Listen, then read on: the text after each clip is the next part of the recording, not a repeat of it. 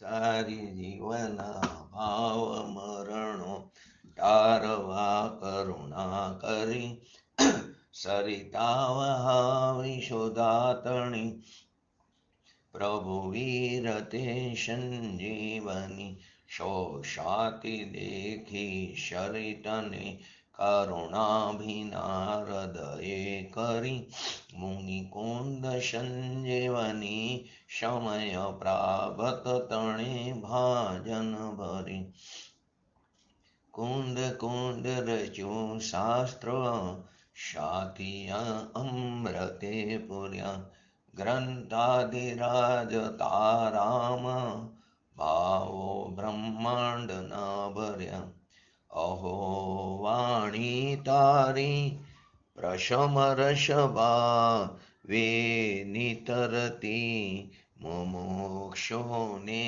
પાતી અમૃત રસ અંજલિ ભરી ભરી અનાદિની મૂર્છા વિષતણી ત્વરાથી ઉતરતી વિભાવેતી થંભી સ્વરૂપ ભણી દોડે પરિણતિ તોષે નિશ્ચય ગ્રાંત ભંગ સગરા વ્યવહારના ભેદવા તું પ્રજ્ઞા ક્ષીણી જ્ઞાનને ઉદયની સંદેશો છેદવા શાતિ સાધકનો તુમાનું જગનો સંદેશમાં વીરનો વિષામો ભવક્લાંતના હૃદયનો તો પંથ મુક્તિ તણ શોણ્યેતને રસ નિબંધ શિથિલ થાય જાણે તને હૃદય જ્ઞાની તણા જણાય તો રૂચતા જગતની રુચિયારસે સૌ તો રીઝતા શકલ નાયક દેવ રીજે બનાવો પત્ર કુંદનના રત્નોના અક્ષરો લખી તથાપી કુંદ સૂત્રોના અંકાએ મૂલ્ય ના કદી તથાપી કાનવાણીના અંકાએ મૂલ્ય ના કદી નમો રેંગટાણંગ નમો શિડાણંગ નમો અયરણમ નમો વૈજણમ નમો લોયેશવશાવણ ચટ્ટારી મંગલમ અરિહંતા મંગલમ સિદ્ધા મંગલમ શાહુ મંગલમ કેવલી પંતો ધર્મ મંગલમ ચટ્ટારી લોકોટમાં અરિહંતા લોકોટમાં સિદ્ધા લોકોટમાં શાહુ લોકોટમાં કેવલી પંતો ધર્મ લોકોટમાં ચટ્ટારી શરણ ભોજામી અરિહંતે શરણ ભોજામી સિદ્ધે શરણ ભોજામી શાહુ શરણ ભોજામી કેવલી પંતો ધર્મ શરણ ભોજામી ઓમ નમો અરિહંતાણમ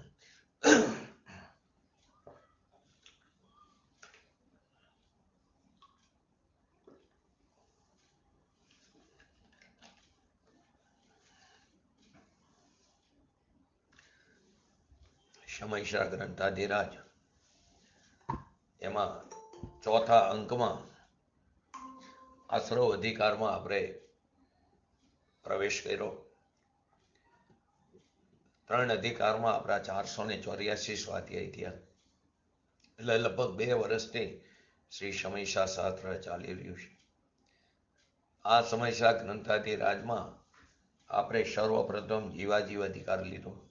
એની અંદર દ્રષ્ટિનો વિષયભૂત એ પોતાનો ભગવાન આત્મા જે છે એ ભગવાન આત્મા વર્ણાદિથી લઈને ગુણસ્થાન સુધીના 29 પ્રકારના બધા ભાવોથી જુદો બતાવવામાં આવ્યો.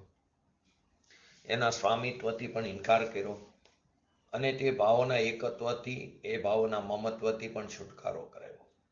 એના પછી લીધો કર્તા કર્મ અધિકાર. તો એની અંદર તે ભાવોનો કર્તૃત્વ અને ભોક્તૃત્વનો ઇનકાર કર્યો અને તેનાથી છુટકારો મેળવો. એ પછી લીધો પુણ્ય પાપ અધિકાર. તો એની અંદર પુણ્ય અને પાપ ભાવોમાં એક જે સ્થાપિત કરવામાં આવી છે અનાદિના અજ્ઞાન દશાને કારણે. કેમ કે અજ્ઞાની આત્મા પોતાના ભગવાન આત્માથી ભીન જે શુભાશુભ ભાવરૂપ પુણ્ય પાપ ભાવોને એક સરખી રીતે એ ન માનીને પુણ્ય ભાવને ઉપાધિ માને છે, એમને ધર્મ માને છે એમને મુક્તિનો માર્ગ માનવા લાગે છે. આ પુણ્ય પાપ અધિકારમાં વાત આવી. હવે આશ્રવ અધિકારમાં આ જ વાતને આગળ વધારતા કહે છે, પુણ્ય અને પાપ બંને ભાવ આશ્રવ ભાવ જ છે. તેથી તે બંધનના જ કારણ છે, દુઃખના જ કારણ છે, મુક્તિનું કારણ નથી. એમને મુક્તિના કારણ માનવા તે અજ્ઞાન છે.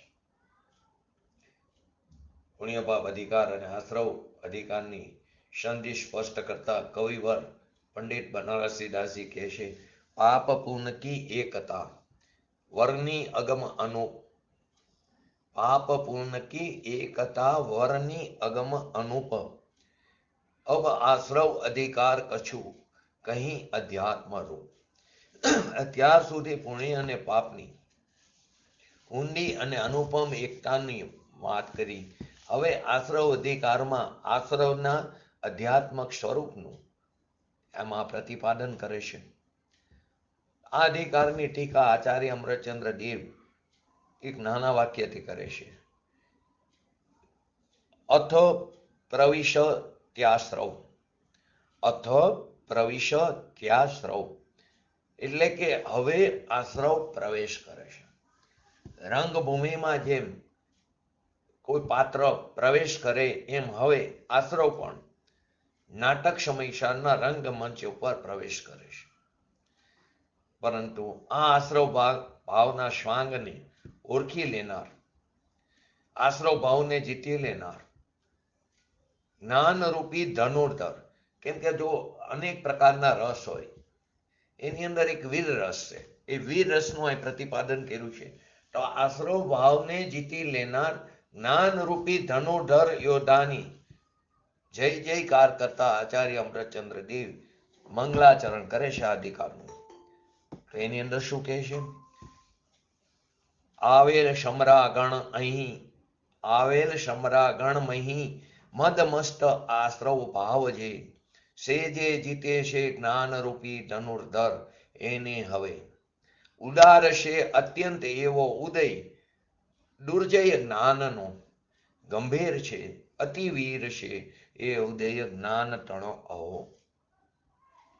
સમરાગણમાં એટલે યુદ્ધના મેદાનમાં આવેલો અને મહામદથી મદોન્મત આ આશ્રવ ભાવને મહાન ઉદય અને મહાન ઉદારતા જેની અંદર પડી છે એવો ગંભીર જ્ઞાનરૂપી ધનુર્ધર યોદ્ધો એને સહજ ભાવથી જીતી લે છે. વીર રસનું પ્રતિપાદન કર્યું છે. શું કીધું? સમરાગણમાં આવેલો કોઈ યુદ્ધના મેદાનમાં યોદ્ધો આવે, કેટલા યુદ્ધોને જીતીને આવ્યો હોય તો એ મદોન્મત હોય મા મદથી એવા આશ્રવ ભાવ છે જેને મહાન ઉદય અને મહાન ઉદારતા જેની અંદર પડી છે એવો ગંભીર જ્ઞાન રૂપી ધનુર્ધર યોદ્ધો સહજ ભાવથી જીતી લે છે. સમરાગણમાં આવેલ મદોન્મત આશ્રવ ભાવરૂપી જગ વિજયી યોદ્ધાને સહજ ભાવથી જીતી લેવા વાળા સમ્ય જ્ઞાન રૂપી ધનુર્ધર યોદ્ધાનું અહીંયા સ્મરણ કરવામાં આવ્યું છે. નાટક સમયસારમાં આ છંદના ભાવને બનારસી દાસજીએ ખૂબ જ સુંદર રીતે પ્રભાવિક રીતે રજૂ કરીને યુદ્ધ ભૂમિનું સજીવ ચિત્ર ત્યાં પ્રસ્તુત કર્યું. એમના અલંકારિક ભાષામાં શાંત રસમાં પણ વીર રસનો સંપૂર્ણ પરિપાક થયો છે. એની અંદર પણ તો શું કીધું એમનો છંદ કે જે તે જગવાસી જીવ ઠાવર જંગમ, જૈસે જગવાસી જીવ ઠાવર જંગમ રૂપ, તે નિજ વસ કરી રાખે બલ તોરી કે, મહા અભિમાની એશો આશ્રવ અગાધ જોધા, રોપી રણથંભ ઠાંડો ભયો મુછ મોરી કે, આયો તીહી થાનક અચાનક પરમ ધામ, જ્ઞાન નામ શુભટ શવાયો બલ ફોરી કે, આશ્રવ પછરાયો રણથંભ તોરી ડાર્યો તાહી, નિરખી બનારસી નમત કર જોરી કે. શું કહેવા માંગે છે બનારસી દાસજી? જગતમાં જેટલા ત્રસ્ત અને સ્થાવર પ્રાણી છે, તો પેલું આવ્યું ને જૈસે જગવાસી જીવ થાવર જંગમરૂ, એટલે જગતમાં જેટલા ત્રસ્ત અને સ્થાવર પ્રાણી છે એ બધાની શક્તિનો ભંગ કરીને બધાને પરાભવ કરી તે પોતાની શક્તિથી તે બધાને પોતાના વશમાં એણે રાખ્યા છે. કોને? આશ્રવ રૂપી મદોન્મંથી, મદથી.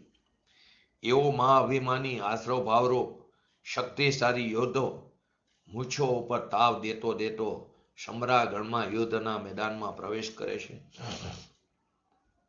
એ રણસ્તંભને રોકીને ઉભો છે. આખા જગતને લડવાને માટે લલકારી રહ્યો છે, એને ચેલેન્જ આપી રહ્યો છે. પણ અચાનક તે જગ્યાએ સર્વશ્રેષ્ઠ જ્ઞાન નામનો શુભટ આવી ગયો છે ને. આવ્યો તિહી તાનક અચાનક પરમ ધામ, જ્ઞાન નામ શુભટ શવાયો બલ ફોરી કે. શુભટ આવી ગયો અને તેની આશ્રવ ભાવ રૂપી જે યોદ્ધાથી પણ શવાયું બર બતાવીને રણસ્તંભને તોડી નાખ્યું અને આશ્રવને પછાડી દીધો, એને પરાજિત કરી દીધો. આશ્રવ પછરાયો રણથંભ તોરી ડાર્યો તાહી, નિરખી બનારસી નમત કર જોરી કે.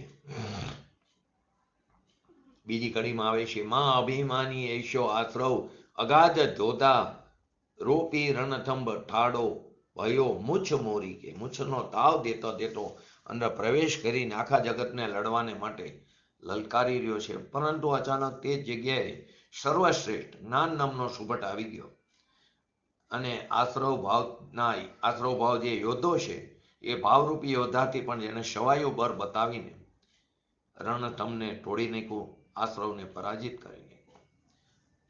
આ અવસર પર બનારસી દાસજી કહે છે, તે જ્ઞાનરૂપી મહાન યોદ્ધાનું આ પરાક્રમ જોઈને હું તેને હાથ જોડીને નમસ્કાર કરું છું. નિરખી બનારસી નમત કર જોરી કે. તાત્પર્ય શું છે? આશ્રવ ભાવનો વિરોધ, આશ્રવ ભાવનો નિરોધ, આવતું અટકવું, એનું પ્રતિક્રમણ, આવતું અટકવું, એટલે આશ્રવ ભાવનો નિરોધ સમ્યક જ્ઞાનથી જ થાય છે. પંડિત જયચંદજી છાબડાએ ભાવાર્થમાં લખ્યું, અહીં આશ્રવે નૃત્ય મંચ ઉપર પ્રવેશ કર્યો. નૃત્યમાં અનેક રસોનું વર્ણન હોય છે, એટલે અહીંયા રસવત અલંકાર દ્વારા શાંત રસમાં પણ વીર રસને પ્રદાન કરીને બતાવ્યું છે. જ્ઞાનરૂપી ધનુર્ધર આશ્રવને જીતી લે છે. સમસ્ત વિશ્વને જીતીને મદોન્મંત બનેલો આશ્રવ સંગ્રામ ભૂમિમાં સમરાગણમાં આવીને ઉભો રહી ગયો. પણ જ્ઞાન તો એનાથી પણ વધારે બળવાન યોદ્ધો છે, એટલે તે આશ્રવને જીતી લેશે, એને પરાજિત કરી લેશે. એટલે કે અંતર્મુહૂર્તની અંદર કર્મોનો નાશ કરી કેવળ જ્ઞાનને ઉત્પન્ન કરે છે, પ્રાપ્ત કરી લેશે. આવું જ્ઞાનનું સામર્થ્ય છે. એક અંતર્મુહૂર્તની અંદર અનંત જે કર્મો છે, મૂળ પ્રકૃતિ 148, મૂળ પ્રકૃતિ 8, ઉત્તર પ્રકૃતિ 148, બાકી લોક પ્રમાણ અસંખ્યાત એવી પ્રકૃતિનો એ નાશ કરીને કેવળ જ્ઞાન ઉત્પન્ન કરે છે.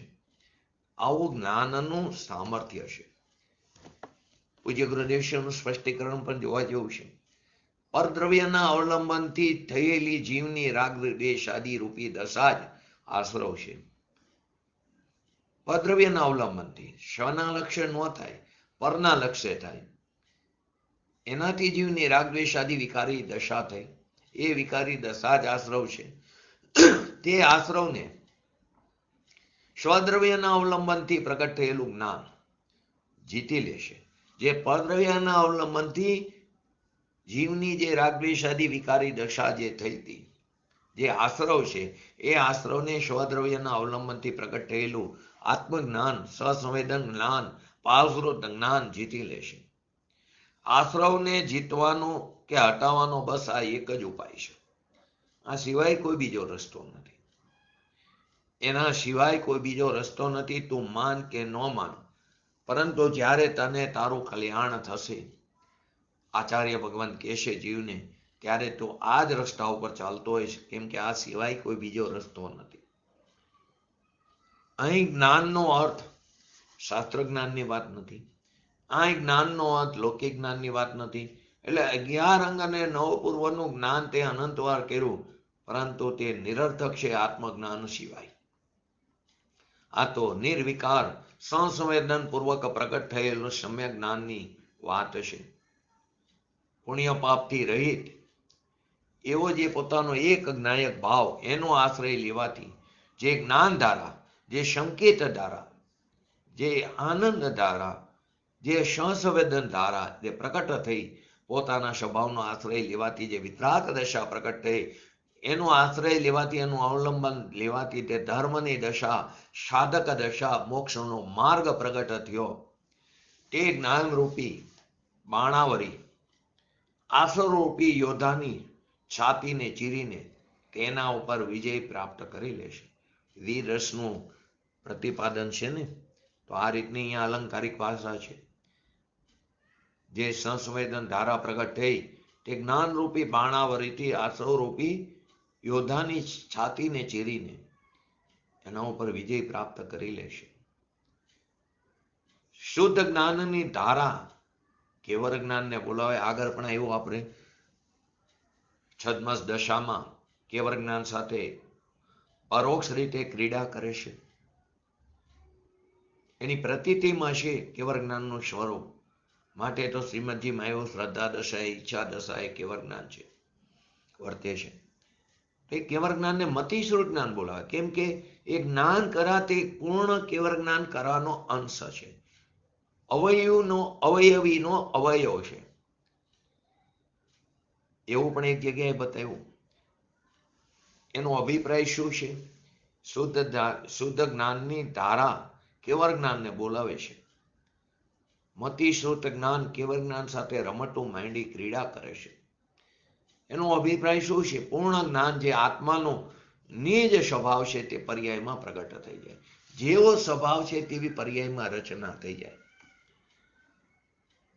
એ રીતે શ્રુત જ્ઞાની કેવળ જ્ઞાનને આહ્વાન કરે છે, બોલાવે છે, એની સાથે ક્રીડા કરે છે. અલ્પજ્ઞ જીવ ઉપરછલી દ્રષ્ટિથી એનો પાર, એ અગાધનો પાર પામી શકતો નથી. કેમ કે કેવળ જ્ઞાન કેવું છે? અપાર છે, ગંભીર છે.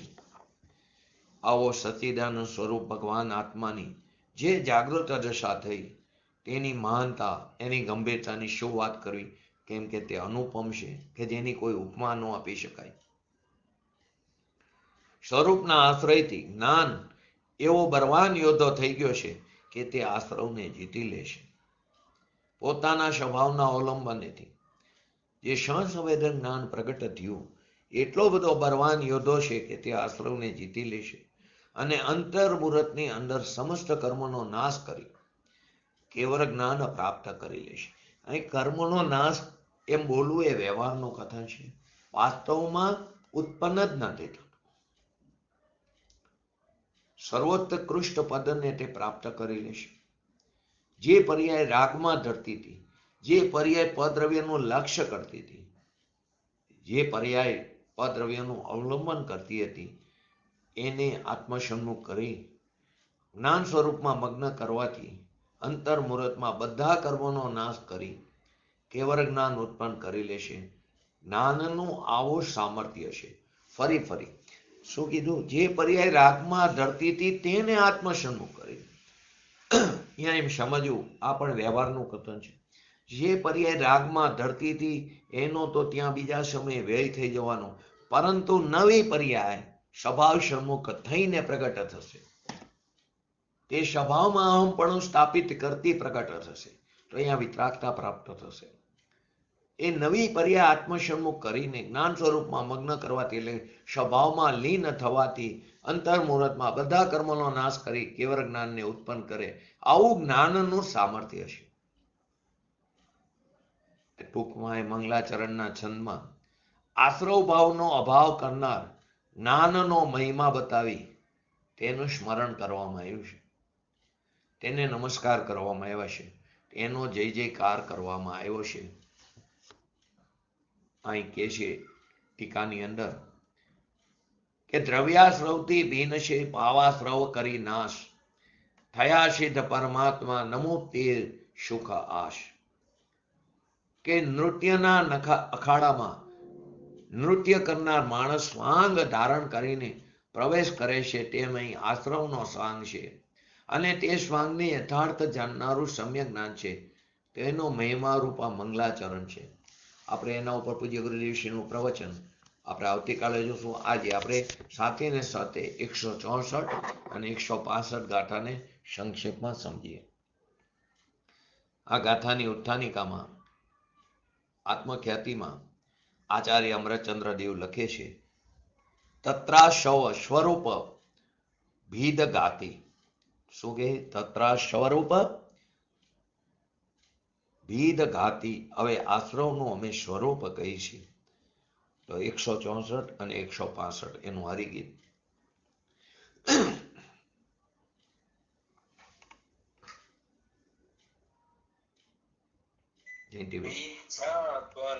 અવિરત કસાયો યોગ સન્ન અસન્ન છે, એ વિવિધ ભેદે જીવમાં જીવના અનન્ય પરિણામ છે.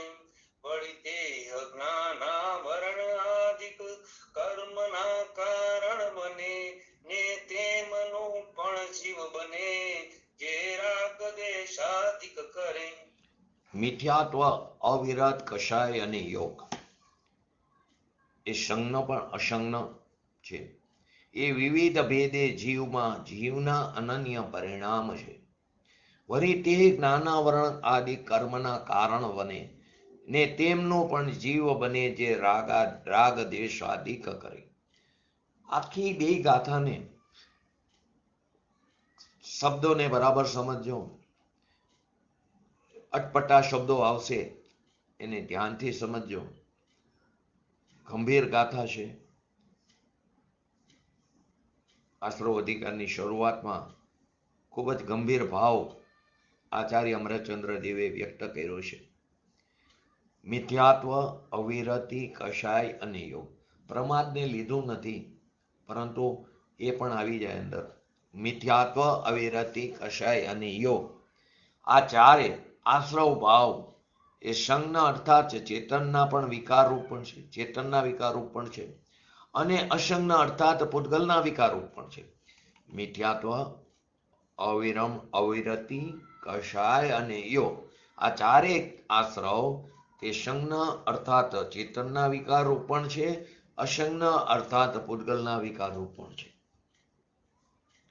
જીવમાં ઉત્પન્ન અનેક ભેદો વાળા સંજ્ઞ આશ્રવ અર્થાત ભાવાશ્રવ, ત્યાં જીવની વાત આવી ત્યાં ભાવાશ્રવ, અને પૂતગલની વાત આવે ત્યાં દ્રવ્યાશ્રવ.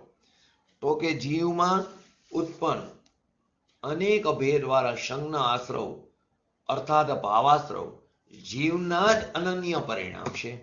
એ જીવના જ અનન્ય પરિણામ છે. મિથ્યાત્વ, અવિરતિ, કષાય અને યોગ ભાવાશ્રવની વાત છે. અસંજ્ઞ આશ્રવ અર્થાત મિથ્યાત્વ આદિ દ્રવ્યાશ્રવ નાનાવરણી આદિ કર્મોના બંધનમાં કારણ નિમિત્ત હોય છે. સમજો અહીં શું કહેવા માંગે છે. અસંજ્ઞ આશ્રવ અર્થાત મિથ્યાત્વ આદિ દ્રવ્યાશ્રવ, મિથ્યાત્વ, અવિરતિ, કષાય અને યોગ તે જ્ઞાનાવર્ણ આદિ જ્ઞાનાવર્ણીય, દર્શનાવર્ણીય, મોહનીય, અંતરાય આદિ એ કર્મોના બંધનમાં કારણ નિમિત્ત હોય છે. અને તે મિથ્યાત્વાદી ભાવોના થવામાં, આ મિથ્યાત્વાદી ભાવ થવામાં રાગદ્વેષ જે કરે છે એ કરવાવાળો જીવ તે કારણ નિમિત્ત હોય છે. બહુ સરસ વાત કરી, સીધી લીટીમાં સમજી. પૂર્વે કરેલા પરિણામોને આધીને જે કર્મોનો બંધ થયો હતો એ બંધ થયો હતો પોતાની યોગ્યતાથી કર્મની. અહીં મિથ્યાત્વ, અવિરતિ અને કષાય તે બધાથી સ્થિતિ અને અનુભાગ બંધ પડે છે. યોગથી પ્રદેશ અને પ્રકૃતિ બંધ પડે છે. તો કે જે બંધ પડ્યો એ ઉદયમાં આવ્યો. પૂર્વે કરેલો પરિણામોને આધીન જે દ્રવ્ય કર્મનો બંધ પડ્યો એ ઉદયમાં આવ્યો. તે નવા નાનાવણી આદિ કર્મોમાં નિમિત્ત બને પરંતુ તે નિમિત્ત ક્યારે બને કે જ્યારે જીવ પોતે સ્વયં રાગ દ્વેષ આદિ કરે ત્યારે. આમ એમ કહેવા માંગે છે એ નિમિત્ત ભૂતનું નિમિત્ત, એ નિમિત્તવાનું નિમિત્ત. પૂર્વે કરેલો કર્મનો નિમિત્ત ક્યારે બને કે જીવ પોતે સ્વયં રાગ દ્વેષ આદિ કરે, પોતે ભૂલ કરે ત્યારે, પોતે જોડાય ત્યારે. જો જોડાય નહીં તો પૂર્વે કરેલો કર્મનો દિન ખરી જાય છે, એની સ્થિતિ પૂરી જતા નીકળી જાય છે. અને રાગ દ્વેષ કર્યો નહીં તો નવો દ્રવ્ય કર્મનો બંધ નહીં પડે, કેમ કે નિમિત્ત જ ન રહ્યું. નિમિત્ત ન રહ્યું તો બંધ કેવી રીતે થશે? એટલે ટૂંકમાં એ વસ્તુ જ ન રહી, જીવે રાગ દ્વેષ આદિ કર્યા જ નહીં, એની અંદર જોડાણો જ નહીં, તો નવો દ્રવ્ય કર્મનો બંધ કેવી રીતે પડે? અહીં એમ કહેવા માંગે છે કે મિથ્યાત્વાદી ભાવોમાં થવા વાળા રાગ દ્વેષ કરવા વાળો જીવ કારણ નિમિત્ત હોય છે. આત્મખ્યાતિમાં આ ભાવને વધારે સ્પષ્ટ કર્યો. પોતાના પરિણામોના નિમિત્તથી થવા વાળા, પોતાના પરિણામોના નિમિત્તથી થવા વાળા રાગ દ્વેષ, મોહ રાગ દ્વેષ રૂપી જે ભાવ છે, આશ્રવ ભાવ, તે જડ નથી પણ ચિદાભાસ છે.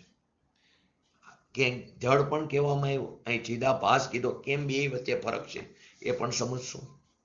પોતાના પરિણામોના નિમિત્તથી થવા વાળો મોહ રાગ દ્વેષ આદિ આશ્રવ ભાવ છે, મોહ રાગ દ્વેષ રૂપી, એ જળ નથી પણ ચિદાભાસ છે, એટલે કે ચૈતન્યના જ વિકાર છે. મિથ્યાત્વ, અવિરતિ, કષાય અને યોગ આ પૂતગલ પરિણામ નાનાવણી આદિ પૂતગલ કર્મના આશ્રવના નિમિત્ત હોવાથી, આ મિથ્યાત્વ, અવિરતિ, કષાય અને યોગ અસંગના આશ્રવની વાત છે. આ પૂતગલ પરિણામ નાનાવણીય આદિ પૂતગલ કર્મના આશ્રવણમાં એ નિમિત્ત હોવાથી એને પણ વાસ્તવમાં એને આશ્રવ કીધું. કોને? જ્ઞાનાવણી આદિને. અને તે મિથ્યાત્વાદી પૂતગલ પરિણામોના આશ્રવણના નિમિત્તના નિમિત્ત રાગ દ્વેષ મોહ છે. એ મિથ્યાત્વાદી પૂતગલ પરિણામોના આશ્રવણમાં એટલે કે આવવામાં નિમિત્તના નિમિત્ત કોણ છે? રાગ, મોહ, દ્વેષ આદિ. તો તે અજ્ઞાનમય આત્મ પરિણામ જ છે. એટલે કે મિથ્યાત્વાદી પૂતગલ પરિણામોના આશ્રવણના, મિથ્યાત્વ આદિ પૂતગલ પરિણામોના આશ્રવણના નિમિત્તના નિમિત્તભૂત હોવાથી મોહ રાગ દ્વેષ આદિ એ પણ આશ્રવ છે. બધાને આશ્રવ સિદ્ધ કરવો છે. ફરીવાર, મિથ્યાત્વ, અવિરતિ અને કષાયો આ પૂતગલ પરિણામ નાનાવણી આદિ પૂતગલ કર્મના એ આશ્રવણના નિમિત્ત હોવાથી, એટલે અત્યારે જે નવીન કર્મનો બંધ પડે છે એમાં નિમિત્ત કોણ કીધું? પૂર્વનો કર્મનો ઉદય. તો એ પણ વાસ્તવમાં શું થયું? આશ્રવ થયું. કેમ કે ઓલા આશ્રવ છે તો આ પણ આશ્રવ થયા. અને તે મિથ્યાત્વાદી પૂતગલ પરિણામોના આશ્રવના નિમિત્તભૂત, નિમિત્તવાનું નિમિત્ત કોણ છે? જીવમાં થતો વિકારી ભાવ, મોહ રાગ દ્વેષ આદિ અજ્ઞાનમય આત્મ પરિણામ. એટલે મિથ્યાત્વાદી પૂતગલ પરિણામોના આશ્રવણના નિમિત્તના નિમિત્તભૂત હોવાથી, એ નિમિત્ત છે કોનું? નવા કર્મનું. એ નિમિત્તનું નિમિત્ત કોણ છે? જીવનો વિકારી ભાવ.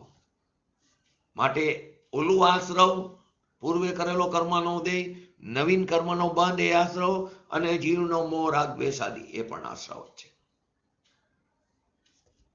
ને આ મોહ રાગ દ્વેષ આદિ અજ્ઞાનીને હોય છે. જ્ઞાનીને હોય છે મોહ રાગ, પરંતુ તેમાં જોડાતો નથી. માટે એટલે કે તેમાં તેનું સ્વામિત્વ નથી. માટે અહીં મુખ્યતઃ અજ્ઞાનીની લીધી, અજ્ઞાનીને જોઈ છે. તાત્પર્ય શું છે આ મૂળગાથાનું?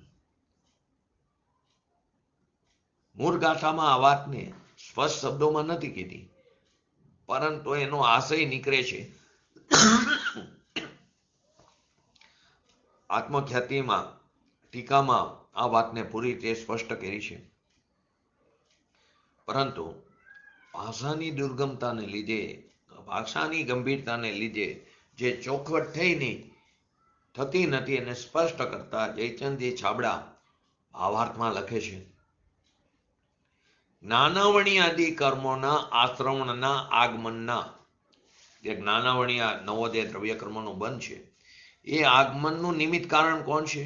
મિથ્યાત્વ આદિ કર્મનો ઉદય રૂપ પૂતગલ પરિણામ, પૂર્વે કરેલો કર્મનો ઉદય તે નિમિત્ત છે, નિમિત્ત કારણ. એટલે વાસ્તવમાં એ પણ આશ્રવ થયું. એ આશ્રવ એટલે જ્ઞાનાવણી આદિ કર્મ પણ આશ્રવ થયું. વળી તે કર્મ આશ્રવનું નિમિત્ત ભૂત હોવાના નિમિત્ત જીવના મોહ રાગ દ્વેષ આદિ રૂપ અજ્ઞાનમય પરિણામ છે.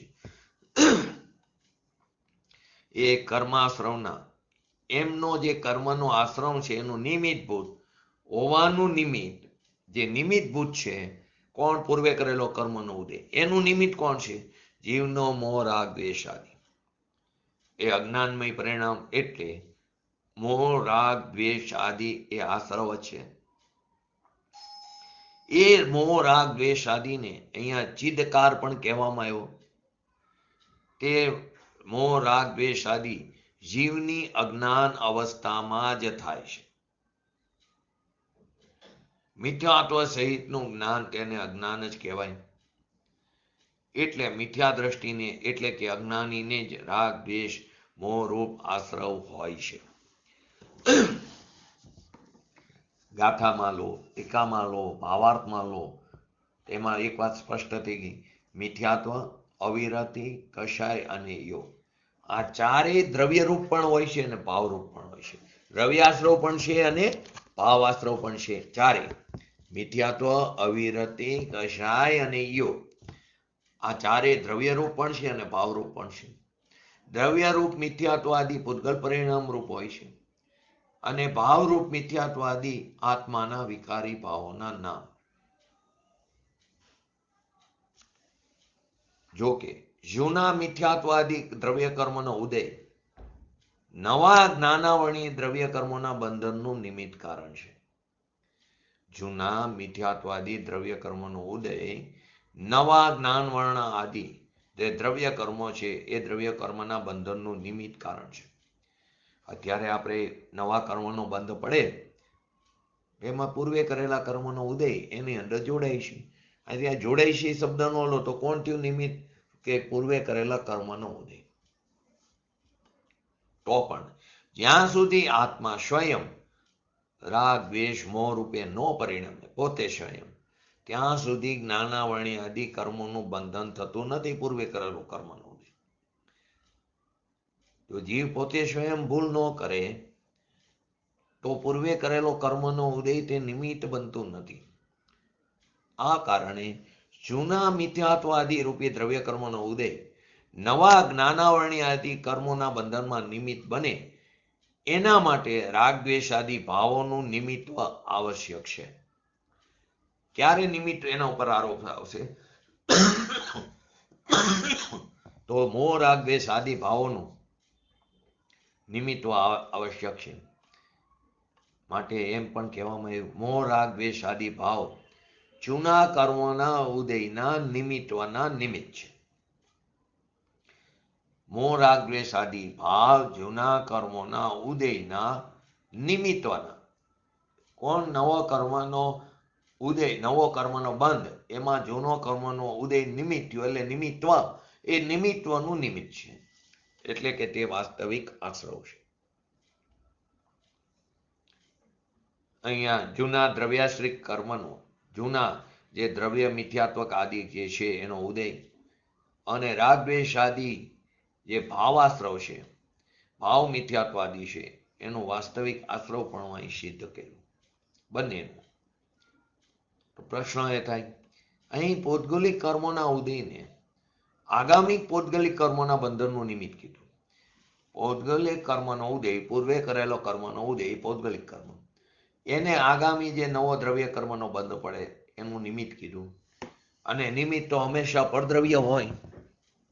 નિમિત્ત હંમેશા પરદ્રવ્ય હોય તો પૂતગલનું નિમિત્ત પૂતગલ કેવી રીતે બની શકે? પ્રશ્નો પણ વ્યાજબી છે. ફરી વાર શું કહેવા માંગે છે? પૌદ્ગલિક કર્મના ઉદયને નવું જે દ્રવ્ય કર્મનો બંધ પડે એ પણ પૌદ્ગલિક કર્મ થયું. એ કર્મનો બંધ પડ્યો એનું નિમિત્ત થયું પૂર્વે કરેલો કર્મનો ઉદય. નિમિત્ત તો હંમેશા પદ્રવ્ય હોય, તો પૂતગલનું નિમિત્ત પૂતગલ કેવી રીતે હોઈ શકે? આચાર્ય કહે છે તારો સમજવામાં ફરક છે. આગામી પૌદ્ગલિક કર્મોના બંધનમાં જૂના જે કર્મો છે એ કર્મોના ઉદયને નિમિત્ત કીધું, બરાબર છે. આગામી જે પૌદ્ગલિક કર્મનો જે બંધ પડવાનો છે એમાં જૂના કર્મોના ઉદયને નિમિત્ત કીધું, તો નવા કર્મોને માટે જૂના કર્મો પદ્રવ્ય જ થયું. જેવી રીતે આપણે જીવ છીએ, તો આ જીવ રાશિની અપેક્ષાએ બાકી બધી જીવ રાશિ અને બાકીના 5 દ્રવ્ય તે અજીવ છે, એ પદ્રવ્ય છે. અજીવ એટલે આ જીવ નહીં, ચેતન દ્રવ્ય પણ અજીવ કીધું. અનંત અનંત અરિહંત ભગવાન, અનંત અનંત સિદ્ધ ભગવાન પણ મારા સ્વદ્રવ્યની અપેક્ષાએ પદ્રવ્ય છે. એ જ રીતે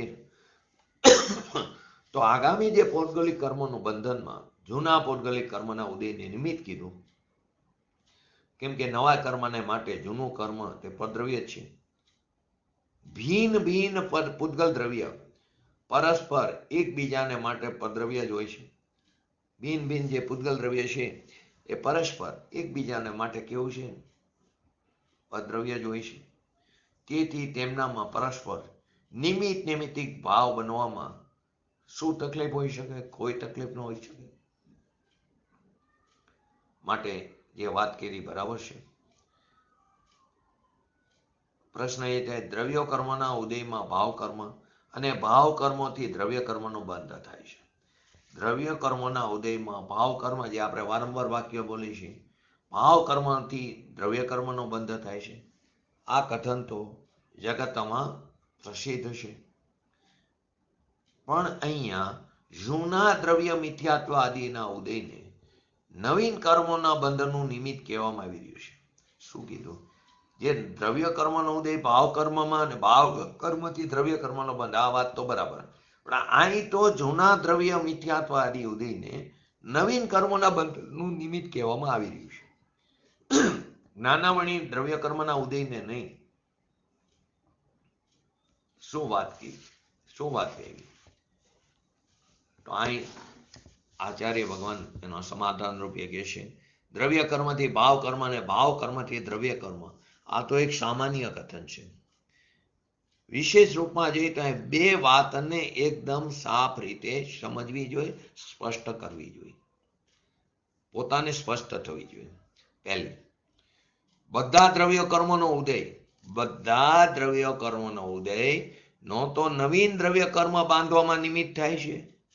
બધા દ્રવ્ય કર્મનો ઉદય નો તો નવીન દ્રવ્ય કર્મ બાંધવામાં નિમિત્ત થાય છે, નો તો મોહ રાગ દ્વેષ રૂપી ભાવ કર્મોમાં નિમિત્ત બને છે. પરિવાર બધા દ્રવ્ય કર્મનો ઉદય એ નવો દ્રવ્ય કર્મ બાંધવામાં નિમિત્ત થાય નહોતો, અને ન તો મોહ રાગ દ્વેષ આદિ ભાવ કર્મોમાં નિમિત્ત બને છે. મિથ્યાત્વ, અવિરતિ, કષાય અને યોગરૂપ દ્રવ્ય પ્રત્યય એટલે કે દ્રવ્ય કર્મ જ આગામી દ્રવ્ય કર્મોનું બંધન અને ભાવ કર્મોની ઉત્પત્તિમાં નિમિત્ત બને છે. મિથ્યાત્વ, અવિરતિ, કષાય અને યોગ એ રૂપ દ્રવ્ય પ્રત્યય અથવા તો દ્રવ્ય કર્મ એ જ આગામી દ્રવ્ય કર્મનું બંધન અને ભાવ કર્મની ઉત્પત્તિમાં તે નિમિત્ત બને છે. માટે પહેલી વાત, બધા દ્રવ્ય કર્મનો ઉદય ન તો નવીન દ્રવ્ય કર્મ બાંધવામાં નિમિત્ત થાય છે, ન તો મોહ રાગ દ્વેષ રૂપી ભાવ કર્મોમાં નિમિત્ત થાય. પરંતુ કોણ થાય? મિથ્યાત્વ, અવિરત, કષાય અને યોગ રૂપ પ્રત્યય દ્રવ્ય પ્રત્યય એટલે કે દ્રવ્ય કર્મ એ જ આગામી દ્રવ્ય કર્મનું બંધન અને ભાવ કર્મની ઉત્પત્તિમાં નિમિત્ત થાય છે. આમાં જે મિથ્યાત્વ છે તે દર્શન મોહનીયના ઉદયનું પરિણામ છે. કર્મની અપેક્ષાએ જો તો મિથ્યાત્વ દર્શન મોહનીયના ઉદયનું પરિણામ છે, અને અવિરતિ તથા કસાય તે ચારિત્ર મોહનીયના ઉદયનું પરિણામ છે. અને તે જ મુખ્ય રૂપથી આગામી કર્મોના બંધન અને ભાવ કર્મોમાં નિમિત્ત બને છે. આપણે વારંવાર બોલી, જીવને સંસારમાં રખડાવે છે કોણ? દર્શન મોહનીય કર્મનો ઉદય. અને સૌથી પહેલું હથિયાર મૂકીને ભાગે પણ જેવો સ્વભાવ ક્ષણમુખ પુરુષાર્થ થયો તો દર્શન મોનીય કર્મનો અભાવ થાય છે, ઉપશમ થાય છે, ક્ષય થાય છે. અને ચારિત્ર મોનીય કર્મ એમાં ક્રમ અનુસાર ચોકડીઓનો અભાવ થાય છે. તવશી પહેલા મિથ્યાત્વ અને અનંતાબંધી ચોકડીનો અભાવ થાય છે. તો અહીં કે છે મિથ્યાત્વ દર્શન મોનીયના ઉદયનું પરિણામ છે અને અવિરતિ અને કશાય ચારિત્ર મોનીયના ઉદયનું પરિણામ છે. અને તે જ મુખ્ય રૂપથી આગામી કર્મોના બંધન અને ભાવ કર્મોમાં નિમિત્ત બને છે. આ કારણથી મુખ્ય રૂપથી કર્મોના 8 કર્મોના બંધનમાં એક મોહનીય કર્મ જ, એક મોહનીય પૂતગલિક જે દ્રવ્ય કર્મ એ જ નિમિત્ત બને છે. આ મુખ્ય રૂપથી 8 કર્મોના બંધનમાં એક મોહનીય કર્મ જ નિમિત્ત છે. કેમ કે 8 કર્મનો સ્થિતિ બંધ અને અનુભાગ બંધ આનાથી જ થાય છે. 8 કર્મનો, કેમ કે યોગથી તો પ્રદેશ અને પ્રકૃતિ બંધ થાય, તો એક આનાથી જ થાય છે, કશાયથી થાય છે. માટે 8 કર્મનો સ્થિતિ બંધ અને અનુભાગ બંધ એ આનાથી જ થાય છે. યોગથી તો પ્રદેશ બંધ અને પ્રકૃતિ બંધ થાય છે. એટલે અહીં સ્પષ્ટ કર્યું કે મિથ્યાત્વ, અવિરતિ વગેરે દ્રવ્ય પ્રત્યય આગામી જ્ઞાનાવણી આદિ કર્મોના બંધનમાં નિમિત્ત છે. તાત્પર્ય શું થયું? મોહનીયને છોડીને શેષ કર્મોના ઉદયને બંધની નિમિત્તતા હોતી નથી. જ્ઞાનાવણી હોય, દર્શનાવણી હોય, અંતરાય હોય, નામ હોય, ગોત્ર હોય, વેદનીય હોય, આયુ હોય, કોઈના ઉદયને બંધની નિમિત્તતા હોતી નથી. નવા દ્રવ્ય કર્મના બંધમાં એની નિમિત્તતા હોતી નથી. આ પહેલો પોઈન્ટ. બીજો પોઈન્ટ, અહીં મિથ્યાત્વાદી દ્રવ્યો કર્મના ઉદયને નવીન જ્ઞાનાવણી આદિ કર્મોના બંધનનું નિમિત્ત કહેવામાં આવ્યું. અને મોહ, રાગ, દ્વેષ આદિ ભાવ કર્મોને એટલે કે ભાવોને એના નિમિત્તનું નિમિત્ત કહેવામાં આવે. એટલે જૂના દ્રવ્ય કર્મના ઉદયને એનું નિમિત્ત કહેવામાં આવે. જૂનો દ્રવ્ય કર્મનો ઉદય એનું નિમિત્ત, એને રાગ દ્વેષ આદિ ભાવો એ નિમિત્ત કહેવામાં આવે. નિમિત્તનું નિમિત્ત, કારણ કે ભાવ મિથ્યાત્વ આદિ થવાથી જ બંધ થાય. જો જીવ મોહ રાગ દ્વેષ આદિ નહીં કરે તો બંધ નહીં થાય. જો આ ભાવ મિથ્યાત્વાદી ન હોય તો બંધ પણ નહીં થાય. તો દ્રવ્ય મિથ્યાત્વના ઉદયને નિમિત્ત પણ કોનું કહેવામાં આવે? નવો દ્રવ્ય કર્મનો બંધ જ નહીં થાય તો એને કોનું નિમિત્ત કહેવામાં આવે? પૂર્વે કરેલા કર્મના ઉદયને.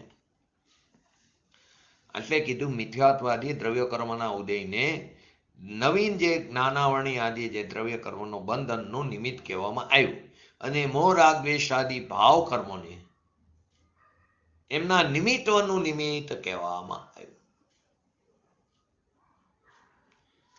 નવો દ્રવ્ય કર્મનો બંધ પડ્યો એનું નિમિત્ત જૂનો દ્રવ્ય કર્મનો બંધ ઉદય. પરંતુ ક્યારે? કે જીવ રાગ દ્વેષ આદિ કરે તો એ નિમિત્તોનું નિમિત્ત કહેવામાં આવ્યું. તાત્પર્ય શું થયું?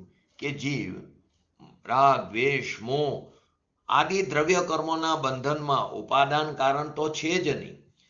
જીવના મોહ રાગ દ્વેષ આદિ દ્રવ્ય કર્મોના બંધનમાં ઉપાદાન કારણ તો છે જ નહીં, નિમિત્ત કારણે નથી.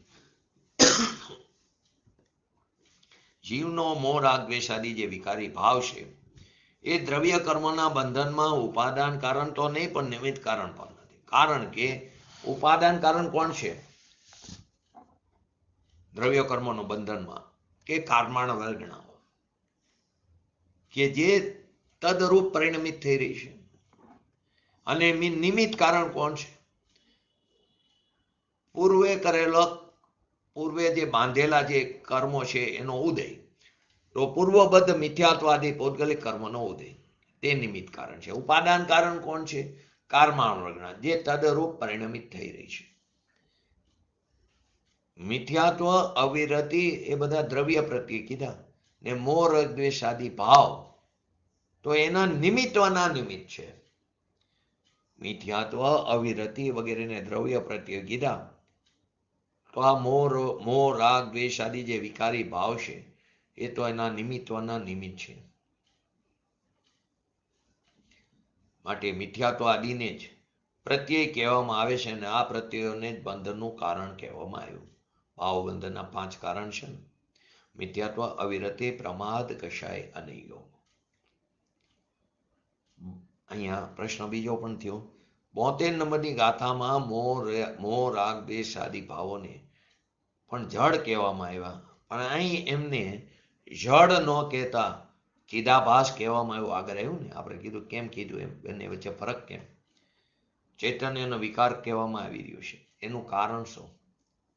પૂજ્ય ગુરુદેવશ્રી એનું સ્પષ્ટીકરણ કહેશે કે જ્યાં આશ્રવોને જડ, અશુચિ અને દુઃખનું કારણ કીધું છે, આશ્રવોને જડનું, અશુચિનું અને દુઃખનું કારણ કીધું છે, ત્યાં આશ્રવોનું કરતાપણું છોડાવીને શુદ્ધ ચૈતન્યની દ્રષ્ટિ કરાવવાનું પ્રયોજન હતું. ત્યાંથી દ્રષ્ટિ હટાવવાનું પ્રયોજન હતું. અને અહીં એવો પોતાની જીવની પર્યાયમાં જ થાય છે એમ કહીને કર્મના ઉદયથી ન થતા તારી પોતાની ભૂલને કારણે તારી પોતાની પર્યાયમાં થાય છે, તો એ અશુદ્ધતાને તું લક્ષ્યમાં લઈને તું તારા દ્રવ્ય સ્વભાવના જોરે અશુદ્ધતાને ટાળવાનો તો પ્રયત્ન કર, એમ સિદ્ધ કરવાનું પ્રયોજન છે. આશ્રવ જીવની ભૂલથી થયેલા જીવના જ વિકાર ભાવ છે. આશ્રવ એ જીવની ભૂલથી થયેલા જીવના જ વિકાર ભાવ છે, વિભાવ ભાવ છે. આમ કહેવાનું પ્રયોજન એ છે કે કર્મોદયને કારણે નથી, અને આપણે અન્ય જૈન મતમાં કર્મને રાજા બનાવી દીધો છે, અન્ય મતમાં ઈશ્વરને કરતા બનાવ્યો અને જૈન મતમાં કર્મને કરતા બનાવી દીધો. બંને વચ્ચે કોઈ ફરક નથી, બંને પદ્રવ્યને કરતા બનાવી દીધા. એટલે કર્મોદયને કારણે નથી, એના થવામાં કર્મનો કોઈ દોષ નથી. ને આપણે હંમેશા દોષનો ટોપલો કોના ઉપર આપી? કર્મ ઉપર આપી. શું કરી? અમારો જ્ઞાનાવણીય કર્મનો ઉદય છે, માટે અમને સક્ષમ જ્ઞાન એટલે કે જ્ઞાનનો ઉઘાડ નથી થતો, સમજણમાં આવતું નથી. શું કરી? અમને અંતરાય કર્મનો ઉદય છે, શાસ્ત્ર સ્વાધ્યાય થતો નથી, એમાં અડચણ આવે છે. કર્મનો કોઈ દોષ નથી, કર્મ એનો કરતા પણ નથી, એ જીવની ભૂલથી થયેલા જીવના જ પરિણામ છે.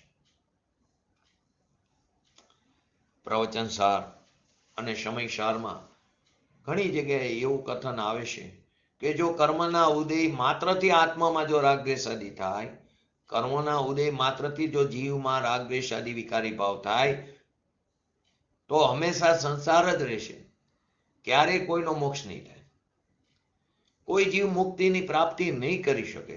જો કર્મના ઉદય માત્રથી જો જીવમાં રાગદ્વેષ આદિ વિકારી ભાવ થતા હોય કર્મને કારણે, તો કાયમ માટે સંસાર ચાલુ રહેશે, મોક્ષ દશા પ્રાપ્ત નહીં થાય.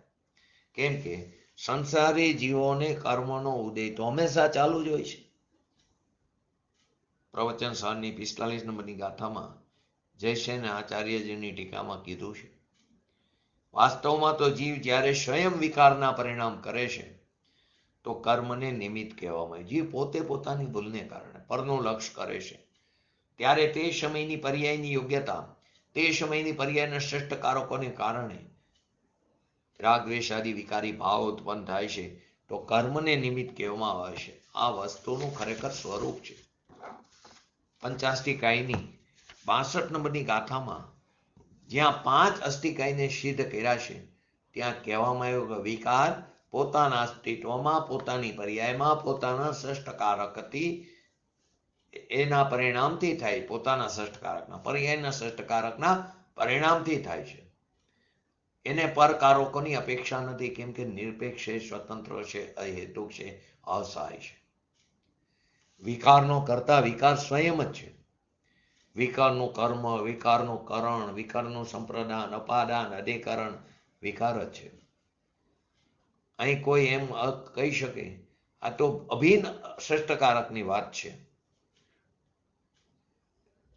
તો તેને કહે કે વાત સાચી છે, પરંતુ અભિન્ન ષષ્ઠકારકનો અર્થ એ પણ છે કે પર્યાયનું કારણ પર્યાય છે, બીજું કોઈ પર્યાયનું કારણ નથી. જે પર્યાય ઉત્પન્ન થઈ તે પર્યાયનું કારણ તે જ પર્યાય છે, પૂર્વની પર્યાય પણ નથી. એ પર્યાય જે ગુણની છે તે ગુણ પણ નથી, અને એ ગુણનો ધરનાર ગુણી પણ નથી.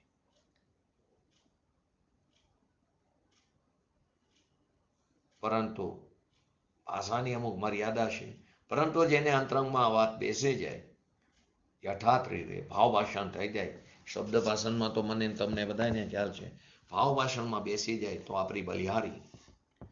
એક તર્ક એવો પણ ઉઠાવવામાં આવે કે વિકારને કર્મના કારણથી થયેલો નહીં માનવામાં આવે તો વિકાર જીવનો સ્વભાવ થઈ જાય. પૂજ્ય ગુરુદેવશ્રીના સમયમાં ખાણીયા ચર્ચામાં આ વર્ણિજી હારે આ જ ચર્ચા થઈ હતી.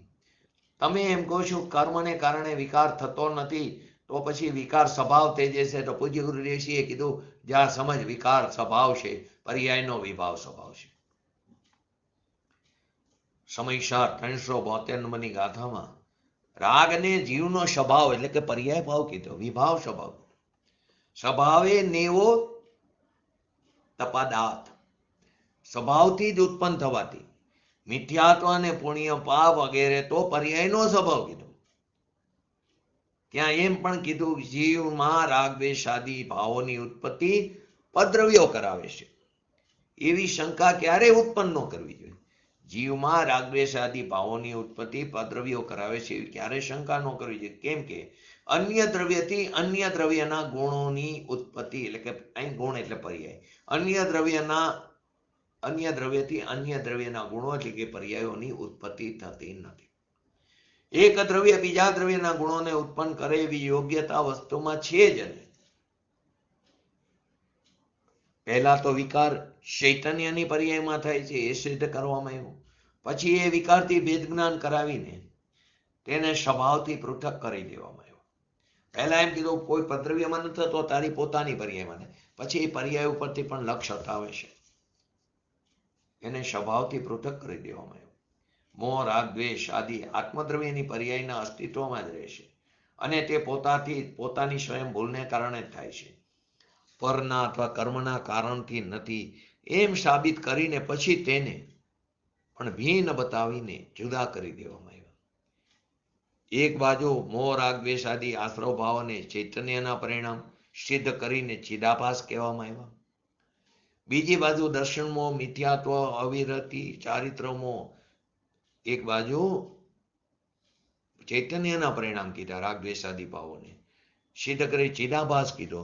બીજી બાજુ દર્શન મોહ એટલે કે મિથ્યાત્વ, ચારિત્ર મોહ એટલે અવિરતિ, કષય અને યોગ, આ જડના પરિણામોને વસ્તુત્વ આશ્રવ કહેવામાં આવ્યા. કારણ કે પૂર્વના જે જડ કર્મનો ઉદય તે નવીન કર્મ બંધનમાં નિમિત્ત છે, પરંતુ જ્યારે જીવ સ્વયં મોહ રાગ દ્વેષ આદિ પરિણામ કરે છે ત્યારે પૂર્વ કર્મનો ઉદય નવીન કર્મના આશ્રવનું નિમિત્ત બને છે. એ નિમિત્તનું નિમિત્ત મોહ રાગ દ્વેષ આદિ છે. તો પુરાણો જે જડ કર્મ છે, જૂનું જડ કર્મ, એના ઉદયને વાસ્તવમાં આશ્રવ એટલા માટે કીધું કે નવીન પૂતગલ કર્મના બંધનમાં જૂના પૂતગલ કર્મ નિમિત્ત બને છે, જીવનો સ્વભાવ નહીં. અહીં મુખ્યત્વે 3 વાત બતાવી. જીવ પોતાના મોહ રાગ દ્વેષ આદિના પરિણામ સ્વયં પોતાના કારણથી ઉત્પન્ન કરે છે, તે કોઈ કર્મના કારણથી નથી થતા.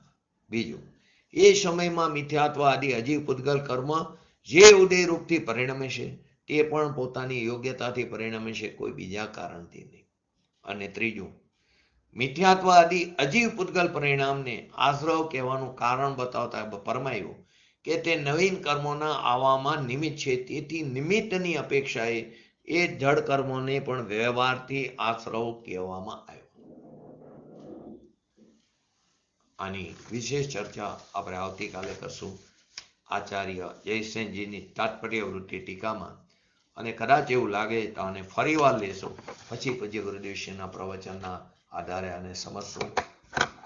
તો થોડા શબ્દની મારામારી છે, ઉપયોગને સૂક્ષ્મ કરીને, જ્ઞાનને તીક્ષ્ણ કરીને અંદર ઉપયોગને પ્રવેશવાનું કામ કરવું એ અપરાધની વાત છે. તો આપણી બહારથી જે બુદ્ધિ છે એને સંકેલીને, ઉપયોગને સંકેલીને, પોતાના આત્મસન્મુખ કરીને શીઘ્ર ને શીઘ્ર વિતરાગતા પ્રગટ કરી એવી પરમ વિરલ ભાવના સાથે આજનું તત્વ પૂરું કરું. જય જીનેન્દ્ર. ચિન્મણી સ્તુતિ.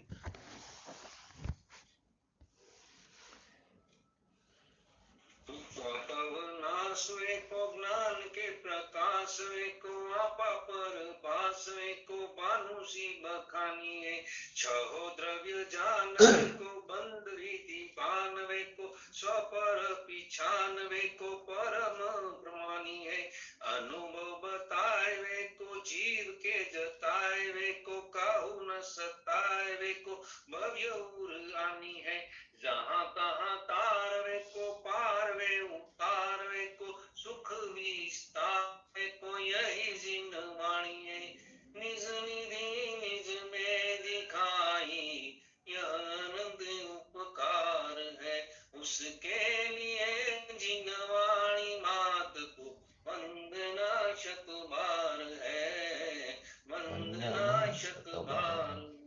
नमो रिंगटाणं नमो सिद्धाणं नमो ऐरणं नमो वजनं नमो लयसवसावणं चत्तारि मंगलम अरिहंता मंगलम सिद्धा मंगलम शाहो मंगलम केवली पंतो धर्मो मंगलम चत्तारि लोगोत्तमा अरिहंता लोगोत्तमा सिद्धा लोगोत्तमा शाहो लोगोत्तमा केवली पंतो धर्मो लोगोत्तमा चत्तारि शरण भोजामि अरिहंते शरण भोजामि सिद्धे शरण भोजामि शाहो शरण भोजामि केवली पंतो धर्मो शरण भोजामि.